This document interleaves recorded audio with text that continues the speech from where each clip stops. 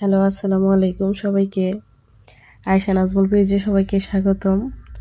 আজকে আমি একটি 42 ইঞ্চি বডির জামা কেটে দেখাবো। তো আমি এখানে 2.5 গজ পরিমাণ কাপড় নিয়েছি। তো কাপড়টা আমি ভালোভাবে ভাঁজ করে নিব। এই যে ভালোভাবে কাপড়টা আমি ভাঁজ করে নিলাম। তো এখানে আমি কাপড়ের নিচের অংশটা আঁকাবাঁকা ছিল, সেটাকে একটা কেচি দিয়ে ভালোভাবে সমান করে নিয়েছি। এই যে দেখেন, ভালোভাবে সমান করে নিলাম। তারপর হচ্ছে এখানে আমি জামার লম্বাটা রাখবো হচ্ছে 43 ইঞ্চি। আমি এখানে জামার টোটাল লম্বা নিয়েছি 43 ইঞ্চি সেলাই সহ। 43 ইঞ্চিতে আমি একটা মার্কিং দিয়ে দিলাম, একটা কালার পেন্সিল দিয়ে 43 ইঞ্চিতে। এখন আমি দাগটা মিলিয়ে নিব, মানে দাগটা সমান করে নিব আর কি, একটা স্কেল দিয়ে। তো তারপরে এটা বন্ধ সাইড ছিল, এই যে এটা খোলা সাইড। তো বন্ধ সাইড থেকে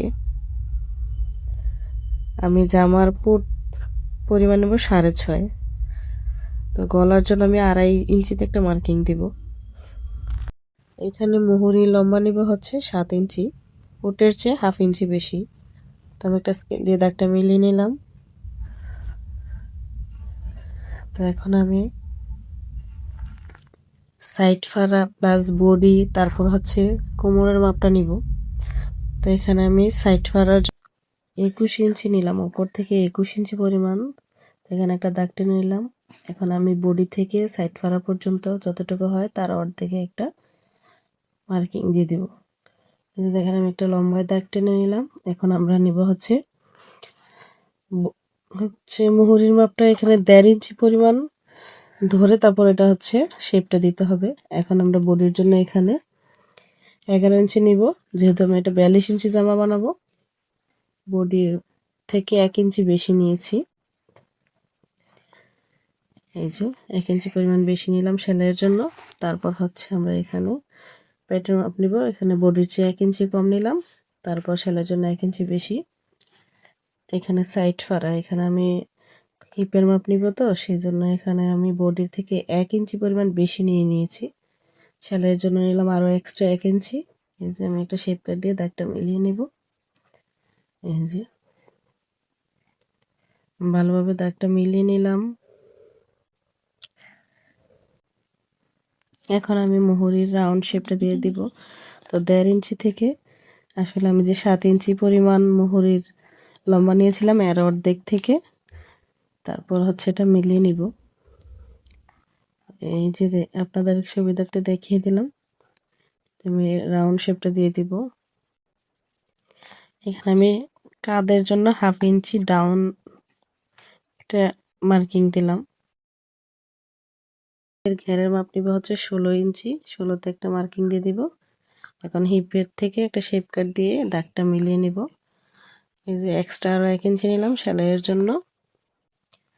তারপর এখন আমি এটা কেচি দিয়ে কেটে নিব। আপনাদের কার কার আমার এই জামা কাটিং এর ভিডিও ভালো লাগে কমেন্টে জানাবেন। আর ভালো ভালো নতুন নতুন ভিডিও পেতে আমাদের পাশে থাকবেন।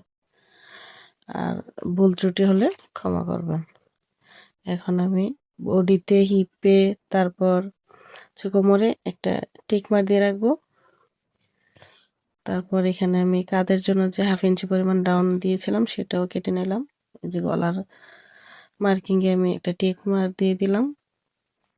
আমাদের জামা কাটা মোটামুটি রেডি।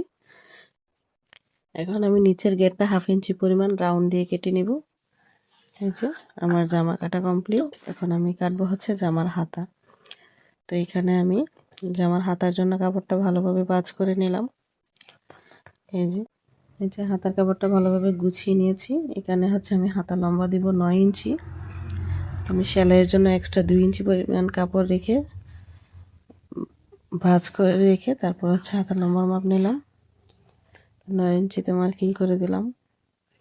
আমি হাতার মুহুরির জন্য হচ্ছে 9.5 পরিমাণ কাপড় নিয়েছি। এখন মোহরার জন্য হচ্ছে মোহরা হবে 6.5, এক্সট্রা নিয়ে নিলাম 1 ইঞ্চি। তারপরে আমি এখানে মুহুরির রাউন্ডটার জন্য 3.5 ইঞ্চিতে একটা মার্কিং দিয়ে দিলাম, যেহেতু এখানে আমি 42 ইঞ্চি বুড়ির জামা কাটবো। তো দেখেন রাউন্ড শেপটা দিয়ে দেওয়ার পরে এখন আমি একটা শেপ কাট দিয়ে দাগটা মিলিয়ে নিব। এই যে এখন আমি এটা কেচি দিয়ে কেটে নেব।